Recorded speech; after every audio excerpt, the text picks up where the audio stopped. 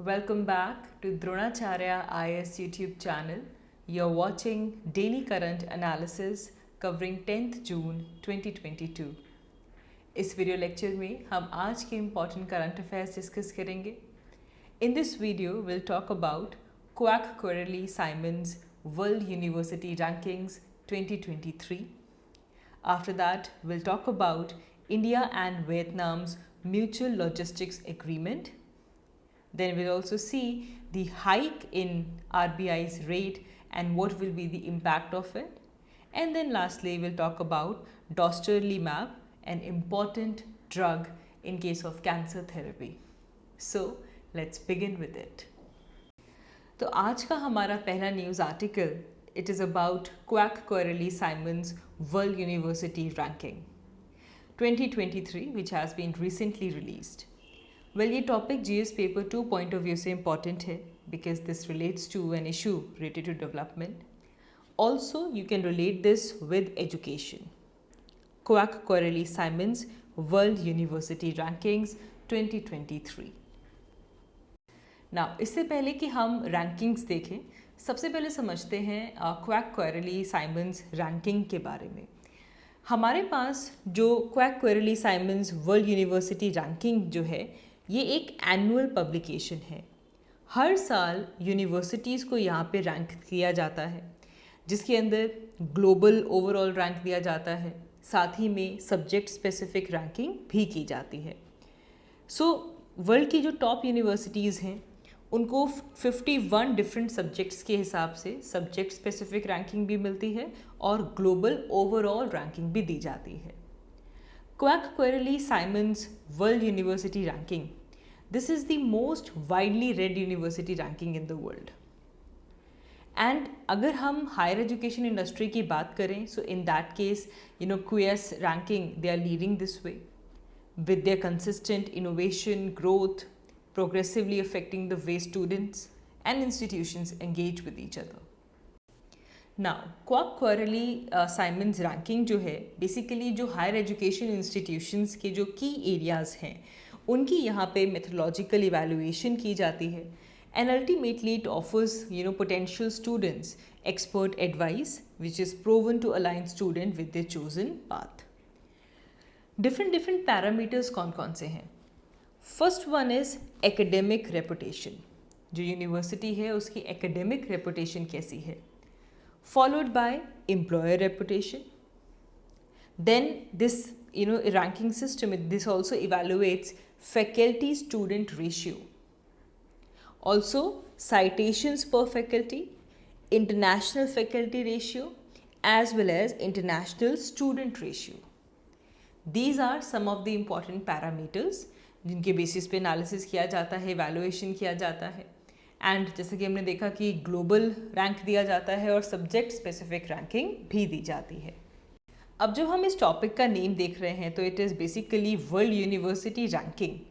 लेकिन ये world university ranking कर कौन रहा है? Quacquarelli Symonds. तो क्वैक कोरेली साइमंस के बारे में भी जान लेते हैं. Quack Coralie Simon is world's leading provider of service, analytics and insight into higher education system. और higher education sector में हमारे पास Quack Coralie Simons major provider है in terms of services, analysis and insights. The mission of QS is to enable motivated people anywhere in the world to fulfill their potential through educational achievement, international mobility and career development. कहीं पे भी कोई भी है, all over the world, anywhere the person is, अगर वो अपने potential को फुलफिल करना चाहते हैं through academic achievement, educational achievement, उसको ये प्रमोट करते हैं. This is a firm which is basically based in London. So now we know about how the world universities are ranked and who is doing the ranking, what is Quack Coralie Simons. After this, let's look at the key findings of this year World University Rankings. तो global level पे अगर हम देखें तो Massachusetts Institute of technology was declared the best university for the 11th straight year. लगातार 11 पिछले 11 सालों से मैसाचुसेट्स इंस्टीट्यूट ऑफ टेक्नोलॉजी यहाँ पे बेस्ट यूनिवर्सिटी निकल के आती है at the global level. Second place goes to University of Cambridge, followed by Stanford University. ये टॉप 3 हैं हमारे पास. Massachusetts Institute of Technology, University of Cambridge and Stanford University. Top 3 universities of the world. Now top 500 अगर हम देखें तो China की 28 universities top 500 में आती हैं, जिनमें से 6 जो हैं they are present in top 100. And यहाँ पे अगर हम देखें जो चाइना की यूनिवर्सिटी है Peking University, it gets 12th rank and सिंघुआ University that gets 14th rank. तो चाइना ने भी इस पर्टिकुलर डोमेन में अच्छा परफॉर्म किया है. ओवरऑल 28 यूनिवर्सिटीज़ टॉप 500 में हैं, 6 यूनिवर्सिटीज़ टॉप 100 में हैं. एंड यहाँ पे अगर हम देखें तो 12th एंड 14th रैंक भी चाइना की यूनिवर्सिटीज़ को मिला है. Now let's compare this scenario with India. India के रिस्पेक्ट में देखते हैं तो इंडिया की Indian Institute of science in Bengaluru, this has emerged as the highest ranked Indian institute in the World University Ranking 2023. India में पहले नंबर पे आई है Indian Institute of Science Bengaluru, followed by IIT Bombay. IIT Bombay second number पे है and IIT Delhi is at third number. ये India की हमारे पास रेटिंग्स हैं. लेकिन अगर हम ग्लोबल लेवल पे देखें so there are only other institutes in global league of top 200 in continuation of a trend since 2017. The total number of Indian institutes among top 1000 universities globally that has increased. Top 100, top 200, top 500 में अभी उतनी progress नहीं है जितनी कि top 1000 अगर हम देखें ग्लोबली तो वो हमारा इंक्रीज़ हुआ है. पहले 22 थी यूनिवर्सिटीज़ थी, अब इंक्रीज़ होकर 27 आ गई हैं. So apart from the Indian Institute of Science and the 8 IITs which are present in India, कौन कौन से? Delhi, Bombay, Madras, Kanpur, Kharagpur, Roorkee, Guwahati, Indore. These are the 8 IITs in India. They are ranked among top 500 globally. But इसके अलावा कोई और इंडियन यूनिवर्सिटी चाहे public हो चाहे प्राइवेट हो वो इस कैटेगरी में नहीं आई है. 5 years into launching the Institute of Eminence scheme, इसी वीडियो में जानेंगे that what is the Institute of Eminence scheme. India की इंडियन इंस्टीट्यूट ऑफ साइंस को छोड़कर और IITs को छोड़कर हमारी और कोई भी यूनिवर्सिटी इस कैटेगरी के अंदर पिछले 5 सालों से, जब से ये इंस्टीट्यूट ऑफ एमिनेंस स्कीम भी लॉन्च की गई है, अभी तक हमारी यूनिवर्सिटीज़ अच्छा रैंक ऑब्टेन नहीं कर पा रही हैं.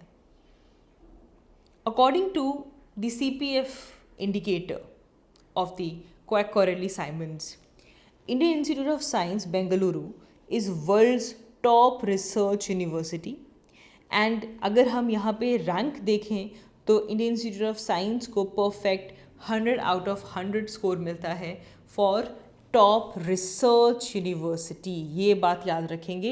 एज अ रिसर्च यूनिवर्सिटी हमारे पास इंडियन इंस्टीट्यूट ऑफ साइंस को बेंगलुरु में जो सिचुएटेड है, इसे 100 on 100 रैंकिंग दी गई है, रेटिंग दी गई है.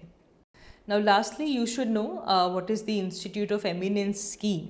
बेसिकली ताकि हमारी 10 पब्लिक और एज मेनी एज प्राइवेट जो हमारी यूनिवर्सिटीज़ हैं, हायर एजुकेशन इंस्टीट्यूशंस हैं, they should come in top 500 of such kinds of ranking, जैसे कि QS रैंकिंग है with in a decade and in top 100 over time. पहले आने वाले 10 सालों में ये टॉप 500 में पहुँचे एंड अल्टीमेटली उसके बाद टॉप 100 में पहुँचे. This is the Institute of Eminence scheme. This scheme continues to languish in the absence of empowered expert committee which is meant to derive it. Expert committees नहीं हैं जो कि इसको आगे further derive कर पाएँ, जिसकी वजह से हमारे पास ये जो स्कीम है, this was launched अराउंड 5 साल हो गए हैं और 10 साल की ये स्कीम थी, लेकिन अभी तक हमारी IITs को छोड़कर इंडियन इंस्टीट्यूट ऑफ साइंस को छोड़कर और कोई भी इंडियन यूनिवर्सिटी इस कैटेगरी के अंदर नहीं है।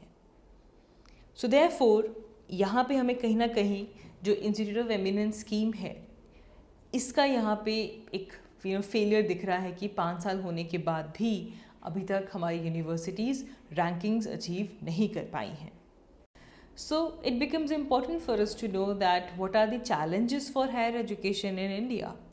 ऐसा क्यों है कि हमारी ज़्यादा यूनिवर्सिटीज़ नहीं पहुंच पा रही हैं, they are not getting better ranks in such kind of rankings. तो चैलेंजेस अगर हम देखें तो पहला चैलेंज है there is a gap between supply and demand. Higher education अगर हम देखें तो India has a low rate of enrolment. हमारी जो ग्रॉस एनरोलमेंट रेशियो है that is only 26.3%। Then there is also inadequate student faculty ratio. Mostly जो state और central universities हैं there are more than 30% of the faculty positions they are lying vacant. Whereas अगर हम यहाँ पे student की enrolment देखें तो पिछले कुछ सालों से वो लगातार बढ़ती जा रही है। So we have inadequate student faculty ratio. Then there is also one of the important factor which points towards inadequate infrastructure and facilities. So apart from the highly recognized higher educational institutes in India, हमारे पास और भी बहुत सारे institutes हैं जहाँ पे proper infrastructure, high and research facilities, even basic facilities जिस desirable rank तक होनी चाहिए, जिस क्वालिटी की होनी चाहिए, वो प्रेजेंट नहीं है। If you talk about library, hostels, transport, sports facilities, जिस डिज़ायरेबल रैंक तक पहुँचने के लिए क्वालिटी इंस्टीट्यूशन को जो चाहिए वैसा इंफ्रास्ट्रक्चर, वैसी फैसिलिटीज़ अभी तक प्रेजेंट नहीं है। Now also if you talk about the challenges, तो एक और चैलेंज हमारी इंडिया की इंस्टीट्यूशंस फेस कर रही हैं, that is poor quality of our curriculum. Mostly हमारी जो हायर एजुकेशन इंस्टीट्यूशंस हैं वहाँ का जो करिकुलम है वो प्रेजेंट टाइम के हिसाब से आउटडेटेड है, इरेलीवेंट है। On the same lines we can say that there is lack of quality research. Now जो इंडिया की टॉप इंस्टीट्यूशंस हैं जैसे कि IITs, IIMs, यहाँ पे फंडिंग की कोई शॉर्टेज नहीं है because these are the institutes of national importance. But due to limited focus on research and internationalisation there are very few Indian higher institutes जो कि ग्लोबली रिकग्नाइज्ड हैं। There is less research papers also. India के अंदर जो research papers publish हो रहे हैं that has increased continuously from past few years, but it is still reflected low citation impact if we compare this to other countries. हम हमारे खुद के कंट्री का ट्रेंड देखें तो यस, रिसर्च वर्क जो है वो लगातार बढ़ता जा रहा है, लेकिन बाकी कंट्रीज से कंपैरिजन में ये उतना ज़्यादा सिग्निफिकेंटली उतना रिसर्च पेपर्स नहीं आ पा रहे हैं। फिर एक और बड़ा फैक्टर जो कि है employability. See, only a small portion of Indian graduates they are considered as employable. जो placement outcomes आती हैं they are dropping significantly as we move from top institutes. And presently there is very little collaboration of the higher educational institutions with industries. So these are few challenges that our higher education system is facing. Now, अगर हम देखें तो prime minister Narendra Modi ने 2010 से लेकर 2020 को जो हमारी लास्ट डिकेड गई है इसे डिकेड ऑफ इनोवेशन डिक्लेयर किया था। Decade of innovation. Now this was done to basically unleash the creative potential of every individual. Ideally हमारी जितनी भी हायर एजुकेशन इंस्टीट्यूशंस हैं they should have a comprehensive and functional mechanism ताकि वो research को innovation में कन्वर्ट कर सकें। Now to improve our higher education system, there is need to improve our teaching pedagogy as well. We need to build synergies between research and teaching. We need to facilitate alliance of higher institutions among themselves along with research centers and also industries. जब हम ये करेंगे इससे हमारे ये जो challenges हैं ये ओवरकम होंगे and in coming years we can hopefully see other institutions of India in top 500 or top 100. आगे बढ़ते हैं. हमारा next article GS paper 2 point of view से इम्पॉर्टेंट है. It is about India and Vietnam's mutual logistic agreement. International relations, India and foreign relations point of view से भी ये topic important हो जाता है. So recently our defence minister visited Vietnam and इस visit के दौरान इंडिया और वियतनाम ने एक India Vietnam defence partnership towards 2030 ये जॉइंट विजन स्टेटमेंट भी साइन की है. तो सबसे पहले देखते हैं कि इस विज़िट के आउटकम्स क्या रहे हैं, different outcomes. And then as you can see India and Vietnam becomes important. तो देयरफॉर हम एक बार ब्रीफली डिस्कस कर लेंगे the relations between India and Vietnam. So अगर हम मेजर आउटकम्स देखें तो सबसे पहले तो इस विज़िट के दौरान $500 मिलियन का डिफेंस लाइन क्रेडिट जो है वो फाइनलाइज किया गया है, which will be extended to Vietnam by India. India Vietnam को $500 मिलियन का डिफेंस लाइन ऑफ क्रेडिट दे रहा है. India and Vietnam they have also Indian memorandum of understanding on the mutual logistic support. Mutual logistic support को लेकर India और Vietnam ने एक MOU भी साइन कर लिया है.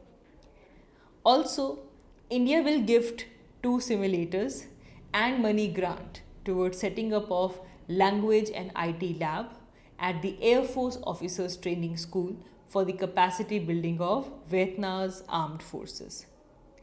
वियतनामीज़ आर्म फोर्सेस की कैपेबिलिटी को इम्प्रूव करने के लिए इंडिया वियतनाम के जो IT लैब्स हैं एयरफोर्स ऑफिसर्स ट्रेनिंग स्कूल में, वहाँ पे 2 simulators और मनी ग्रांट भेज रही है ताकि वहाँ पे एक लैंग्वेज और IT लैब्स जो है वो क्रिएट हो सके. Now, if we critically analyze the significance of this visit, the implementation of this project, will add substantially to Vietnam's defense capability.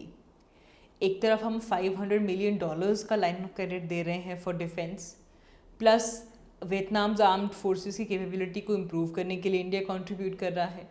तो डेफिनेटली इससे वियतनाम की जो डिफेंस कैपेबिलिटीज़ हैं उनको बूस्ट मिलेगा. अच्छा, इससे इंडिया का जो विजन है that is make in India and make for the world, वो भी यहाँ से पूरा होगा. It will significantly enhance the scope and scale of defence corporation. Specifically अगर हम देखें तो चाइना इंडो पैसिफिक रीजन में अपनी मसल्स को फ्लेक्स कर रहा है. तो इस टाइम पे जो हमारी वहाँ पे जो कंट्रीज़ हैं they are investing in their defence, they want their defence capabilities to improve. And India और वियतनाम की कोऑपरेशन डेफिनेटली इस पर्टिकुलर रिस्पेक्ट में एक सिग्निफिकेंट मूव है. Vietnam is also an important partner of India's act east policy. हमारी जो act east policy है उसका इम्पॉर्टेंट पार्टनर है वियतनाम. प्लस हमारा जो इंडो पैसिफिक विजन है उसमें भी वियतनाम का एक इम्पॉर्टेंट रोल है. नाउ एक बार क्विकली गो थ्रू कर लेते हैं इंडिया और वियतनाम के रिलेशंस को. सबसे पहले हिस्टोरिकल पॉइंट ऑफ व्यू से अगर हम देखें तो इंडिया और वियतनाम की हिस्टोरिकल रूट्स हैं, specially because of their common struggle against the colonial rule. And जो दोनों ही कंट्रीज़ ने अपनी अपनी स्ट्रगल्स की हैं फॉर इंडिपेंडेंस, तो यहाँ से हमारे हिस्टोरिकल रूट्स जुड़ते हैं. Also we share close traditional ties as well and cordial bilaterals also. यहाँ पे अगर हम महात्मा गांधी की बात करें एंड हो ची मिन की बात करें, they are regarded as father of nation in India and Vietnam. India के father of nation Mahatma Gandhi हैं, वियतनाम के फादर ऑफ नेशन हो ची मिन हैं, and they basically led in their heroic struggle against the colonization in 2 countries. Also, India was the chairman of International Commission for Supervision and Control, जो कि Geneva accord of 1954 के बाद जिसे बनाया गया था, जिससे कि वियतनाम के अंदर जो पीस प्रोसेस है उसे फैसिलिटेट किया गया था. So India was chairman of this international commission for supervision and control. India initially maintained the consulate level relations with then North Vietnam and South Vietnam, but then later we established our full diplomatic relations with the unified Vietnam on 7th January 1972. Economic ties अगर हम देखें तो हमारी आपस में काफ़ी extensive economic ties भी हैं। इसमें oil corporation, oil exploration, agriculture, manufacturing, ये सब इंक्लूड होता है ना। इंडियन स्टैटिक्स के हिसाब से अगर हम हमारा फाइनेंशियल ईयर देखें 2020 एंड 2021, तो इंडिया और वियतनाम का जो ट्रेड था, बायलैटरल ट्रेड था, it was around $11.12 billion. And जहाँ पे इंडिया ने जो एक्सपोर्ट किया है वियतनाम को, that is of $4.99 billion, and जो इंडिया में इंपोर्ट्स आए हैं from Vietnam, they are $6.12 billion. So for India, Vietnam is our 15th largest trading partner globally and 4th largest trading partner in ASEAN. Globally 15th नंबर पे हमारा trade आपस में trading partner है वियतनाम। बट अगर ASEAN देखें तो ASEAN में Vietnam is the 4th largest trading partner. यहाँ पे Singapore, Indonesia, Malaysia, the 3 countries जो टॉप 3 हैं, and at 4th we have Vietnam. For Vietnam, India is 10th largest trading partner globally ना। अब अगर हम इंडिया और वियतनाम के बीच की स्ट्रेटेजिक पार्टनरशिप की बात करें तो हमारे आपस में जो बायलैटरल रिलेशंस थे, 2007 में जब वियतनाम के प्राइम मिनिस्टर इंडिया विजिट करने आए थे, तो तब हमने हमारे बायलैटरल रिलेशंस को अपग्रेड किया टू स्ट्रेटेजिक पार्टनरशिप। एंड जब हमारे prime minister of India Narendra Modi visited Vietnam in 2016, तो तब स्ट्रेटेजिक पार्टनरशिप को अपग्रेड किया गया to comprehensive strategic partnership. And इस साल 2022 में 5 years कंप्लीट होते हैं of comprehensive strategic partnership between India and Vietnam. Also 2022 marks 50 years of diplomatic relation between India and Vietnam. India is also providing assistance to Vietnam within the ASEAN framework. Now, दोनों countries में China factor एक काफ़ी important role है, because दोनों की ही territories में China continuously encroach कर रहा है। So obviously it becomes natural for both the countries to come closer in the view to restrain China from their aggressive actions. Then defence partnership अगर हम देखें तो ये over the period of time काफ़ी expand हुई है। हमारे wide range of contacts हैं, चाहे यहाँ पे डिफेंस पॉलिसी डायलॉग्स हों, मिलिट्री टू मिलिट्री एक्सचेंज हो, high level visit, capacity building and training programme, cooperation in United Nations peace keeping, then ship visits and bilateral exercises. इन सब के through India और वियतनाम की जो बायलैटरल डिफेंस एंगेजमेंट है वो काफ़ी एक्सपैंड हुई है over the period of time. हमारे मिलिट्री कोऑपरेशन में जो चीज़ें इंक्लूड होती हैं, it covers the topics like sale of military equipment, sharing of intelligence, joint naval exercise and training in counter insurgency and jungle warfare. And इसके अलावा India regularly वियतनामी seize में अपनी वॉरशिप्स डिप्लॉय करता है for the goodwill visits as well. Lastly we talk about cultural cooperation. तो 2016 में Vietnam के Hanoi में the Swami Vivekananda Indian cultural centre establish किया गया था।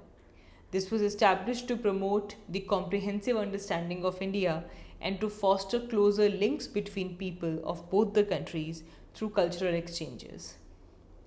India has also favored the spiritual destination for many Vietnamese because it is home to many famous Buddhist temples.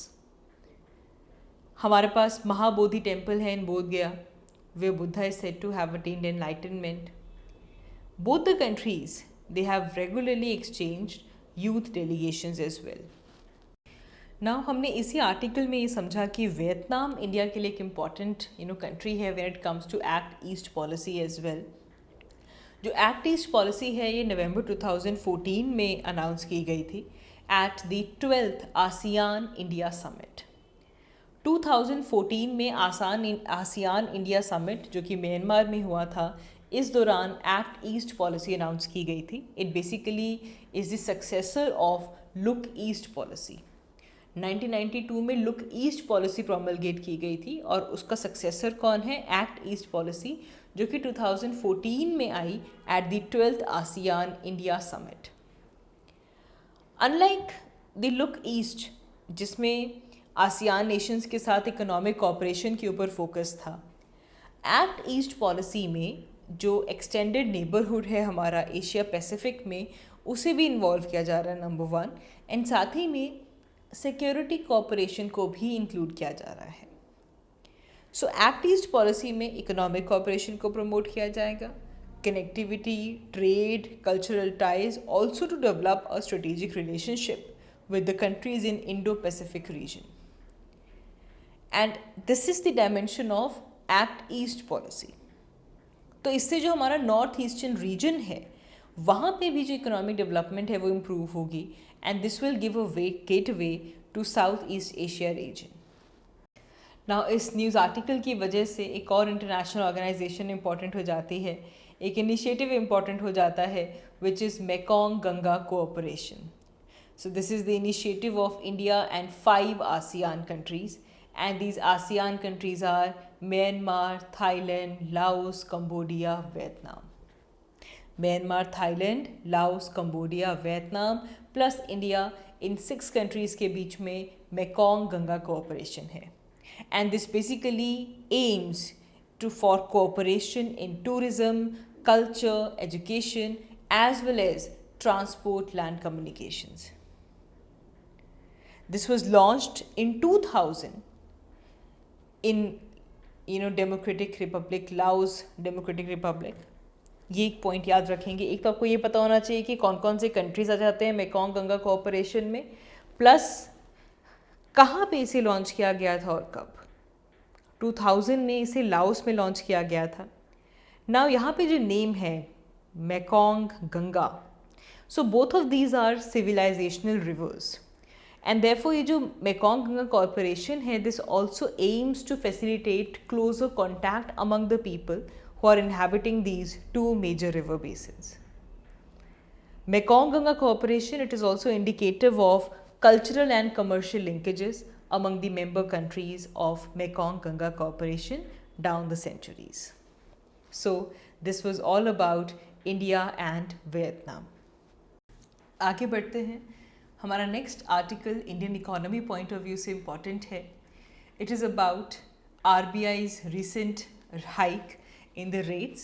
So recently RBI has increased its main policy rate and repo rate for the second time in over a month, and by an expected 50 basis points to control inflation. 50 basis points से inflation को control करने के लिए repo rate को increase कर दिया गया है. So we will cover in this article recent hikes क्या क्या हुए हैं, इसका impact क्या रहेगा. So let's begin with it. तो सबसे पहले कि हम इस पूरी हाइक को समझें, पहले बेसिक्स को क्लियर करते हुए चलते हैं. नाउ ये जो डिसीजन लिया गया है, this is done by monetary policy committee of RBI. तो मॉनेटरी पॉलिसी कमिटी क्या है? This is basically constituted by RBI only under the section 45ZB of reserve bank of India act 1934. इस committee के chairman रहते हैं governor of RBI, and the mission of this committee is कि हमारी जो RBI की जो बेंचमार्क पॉलिसी इंटरेस्ट रेट है, जिसे रेपो रेट कहा जाता है, उसे इस लेवल पे सेट किया जाए कि कंट्री में इन्फ्लेशन 2 to 6% के बीच में रहे. रेंज सेट कर दी गई है इन्फ्लेशन की कि 2 to 6% के बीच में इन्फ्लेशन रहनी चाहिए, एंड इसे मेंटेन करते हुए RBI की ये जो मॉनेटरी पॉलिसी कमेटी है वो अपनी बेंचमार्क पॉलिसी इंटरेस्ट रेट्स को डिसाइड करेगी. And for this monetary policy committee they conduct at least 4 times meetings, at least 4 times in a year, and अपनी पॉलिसी को पब्लिश किया जाता है आफ्टर एवरी मीटिंग, जिसमें हर एक मेंबर अपने अपने ओपिनियंस को एक्सप्लेन करता है. After this we should be clear of some of the important terminologies. अब इनको काफ़ी डिटेल में आप अपनी इकोनॉमी की क्लासेस में पढ़ते हैं, हम इसका सिर्फ एक ओवरऑल आइडिया ले रहे हैं. सबसे पहली टर्म आती है रेपो रेट. रेपो रेट क्या है? ये वो रेट है जिस पे सेंट्रल बैंक जो हमारी कंट्री का है, which is reserve bank of India, वो जो कमर्शियल बैंक्स हैं इंडिया में उनको लोन देता है, मनी लेंड करता है. सपोज़ कोई कमर्शियल बैंक है, they are facing shortfall of funds, तो in that case commercial bank जाता है RBI के पास लोन लेने के लिए, और जिस इंटरेस्ट रेट पे आरबीआई कमर्शियल बैंक को मनी लेंड करता है that is called as repo rate. यहाँ पे जो रेपो है it basically stands for repurchase option और रीपर्चेज एग्रीमेंट। तो बेसिकली क्या है कि जो सेंट्रल बैंक है उनको इन शॉर्ट टर्म लोन्स के लिए सिक्योरिटीज़ दी जाती हैं। जो कमर्शियल बैंक है वो जाकर अपनी कोई सिक्योरिटी देगा, this could be in the form of treasury bill और गवर्नमेंट बॉन्ड, तो इसके अगेंस्ट लोन लिया जाता है एंड इसको पॉलिसी रेट भी कह दिया जाता है। And this is most commonly used by the monetary policy authorities to control inflation. Government अगर रेपो रेट बढ़ा देगी तो मतलब वो रेट जिसके ऊपर कमर्शियल बैंक्स को लोन मिल रहा है अगर वो रेट इंक्रीज होगा तो बैंक्स को लोन महंगा मिल रहा है, देयरफॉर जो बैंक्स आगे लोन देंगे उसकी भी वो इंटरेस्ट रेट बढ़ा देंगे। तो देयरफॉर इससे जो प्राइसेस हैं वो कंट्रोल किए जाते हैं और जो बोरोइंग्स हैं हमारी इकोनॉमी में उसको रिस्ट्रिक्ट किया जाता है। ऑन द अदर हैंड अगर आरबीआई रेपो रेट कम कर दे तो बैंक्स को लोन सस्ता मिल रहा है। अब जो बैंक्स को लोन सस्ता मिलेगा तो वो अपने भी जो इंटरेस्ट रेट्स हैं उसे डिक्रीज़ कर देंगे, तो इससे हमारी इकोनॉमी के अंदर जो बोरोइंग है वो आसान हो जाएगी, तो इससे ज़्यादा मनी हमारी इकोनॉमी में आएगा and this will boost the economic growth. This is the basic of repo rate. तो फिलहाल आपने याद रखना है कि बैंक जब आरबीआई के पास लोन लेने गया तो उसको लोन दिया जाता है ऑन रेपो रेट। आगे बढ़ते हैं। Next one comes reverse repo rate. तो रिवर्स रेपो रेट में क्या है, सपोज अब उल्टा हो गया, आरबीआई ने कमर्शियल बैंक से पैसे लिए तो जिस रेट पे लिए उसे कहा जाता है reverse repo rate and this is basically to done to park the excess funds of commercial bank into the central bank. Usually क्या होगा कि जो रेपो रेट है उससे कम रखा जाता है reverse repo rate and this is also a tool to regulate liquidity in economy. Reverse repo rate से जो कैश कंट्रोल है हमारे मार्केट में उसके ऊपर ध्यान दिया जाता है। सपोज बैंक्स के पास पैसा ज़्यादा है तो वो ज़्यादा लोन देंगे।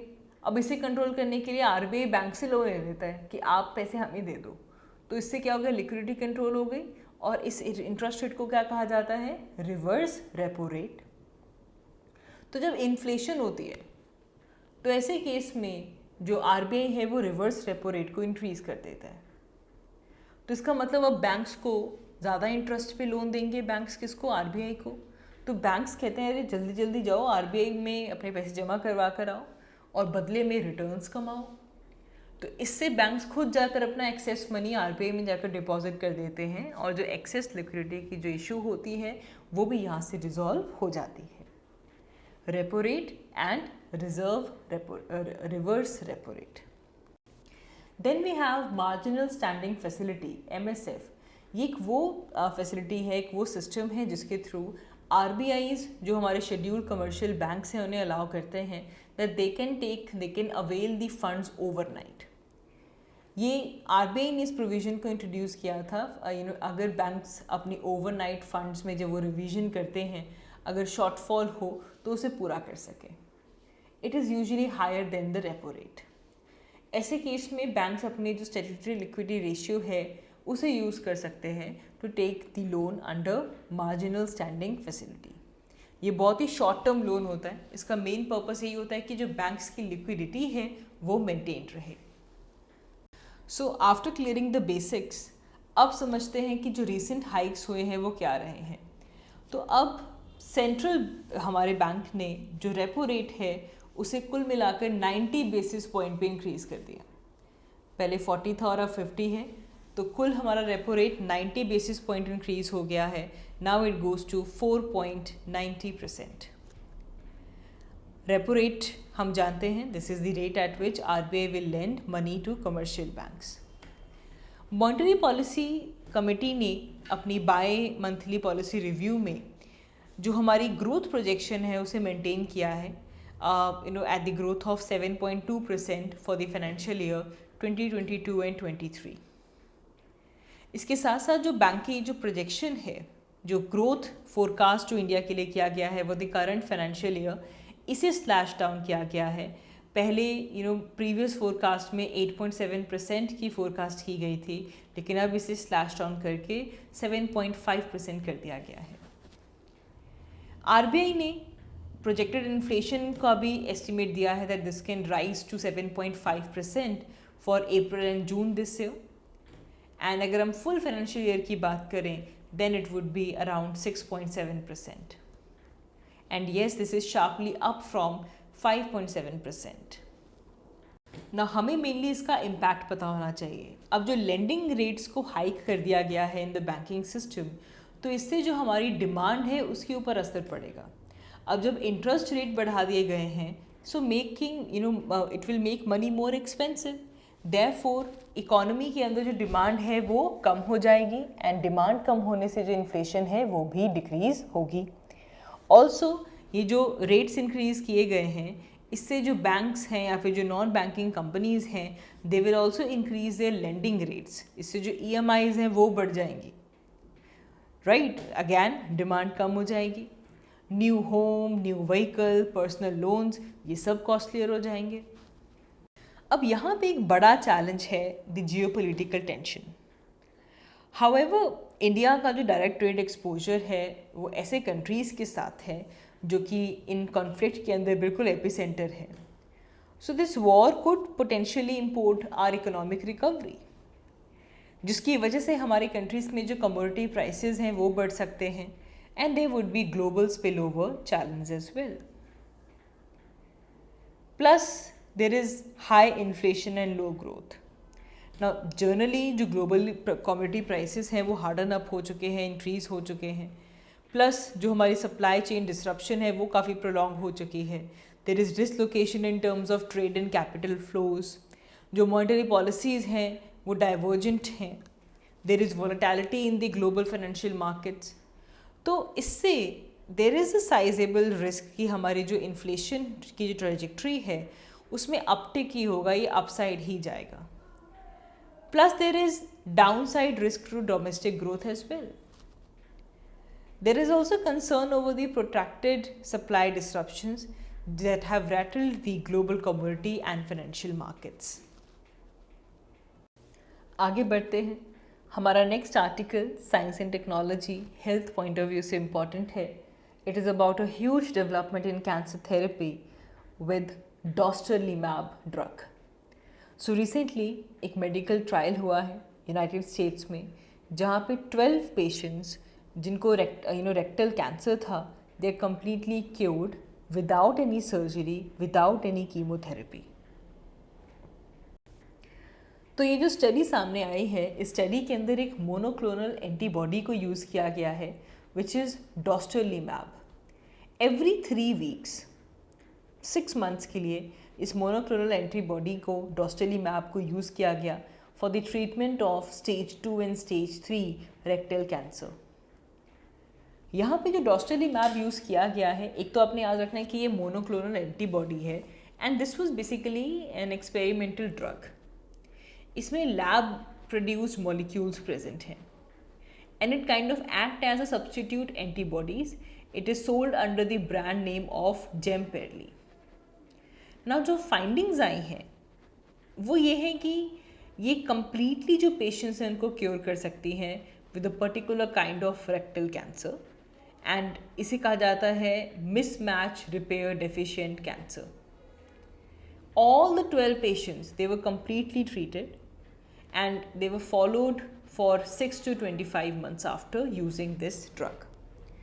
There is no case of progression or recurrence. After follow-up में भी कोई recurrence or progression नहीं हुआ है. The responses are also too rapid. जो symptoms थे 81% of the patients में from within the starting of 9 weeks of therapy वो सब resolve हो चुके हैं. अब हमारे लिए इम्पॉर्टेंट हो जाता है to know that how will this drug cure. तो यहाँ पे एक PD-1 प्रोटीन यूज़ किया जाता है, एंड ये प्रोटीन हमारा जो इम्यून फंक्शन है उसे रेगुलेट करता है. It can sometimes keep T cells from killing cancer cells. तो इस थेरेपी में PD-1 ब्लॉकेज को यूज़ किया गया. It basically allowed T cells to kill the cancer cells.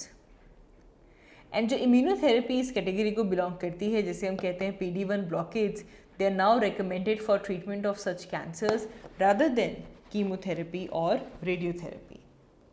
Now यहाँ पे जो particular kind of cancer की हम बात कर रहे हैं, which is mismatch repair deficient cancer, this is the most common, a colorectal or gastrointestinal or endometrial cancer. So here patients, they suffer from this condition in which they lack the genes to correct typos in DNA, जो कि naturally cell की copies बनाते हैं.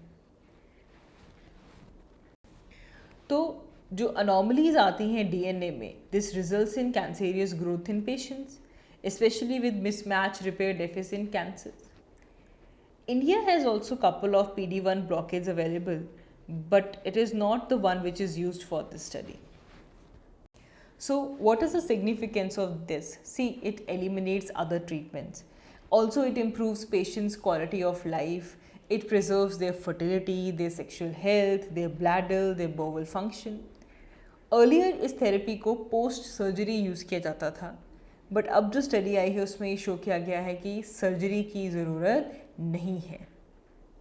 This therapy can also be used for cancer जो कि metastasise हो चुके हैं, अपनी सरफेस पे, अपनी लोकेशन पे जहाँ पे वो कैंसर डेवलप हुआ था वहाँ से वो मूव कर चुका है. It is also recommended for all mismatch repair deficit cancers because this results in quicker improvement and lesser toxicity as compared to the traditional chemo or radiotherapy. Now अगर इससे लेकर हम कुछ issues डिस्कस करें तो बड़ा इशू तो ये आता है कि cost is the major hurdle. Now the problem is with immunotherapies because they are very expensive and they are unaffordable for most people in India, and they certainly for those who are coming to AIIMS. तो अगर जो genetic test भी अकेला करवाना है इस treatment के लिए, that only cost 30,000. So patients can not afford all of this, but we can say that patient can be managed with chemotherapy and radiotherapy as well, because 10 to 15 cancer patients, they actually do not need surgeries. We also have precision medicine in which we have particular immunotherapy drugs for particular types of cancer. It is still at a very nascent stage in India. So ultimately more research needs to be done for conduction of cancer treatment with the help of immunotherapy alone. Also for cancer treatment, जो radiation oncology है, this field is also showing some good results. So now people needs to be guided properly to address their myths and misinformation with respect to radiation therapy. So that is all for this video. Thank you so much for watching. I will see you all in my next one. Till then, thank you.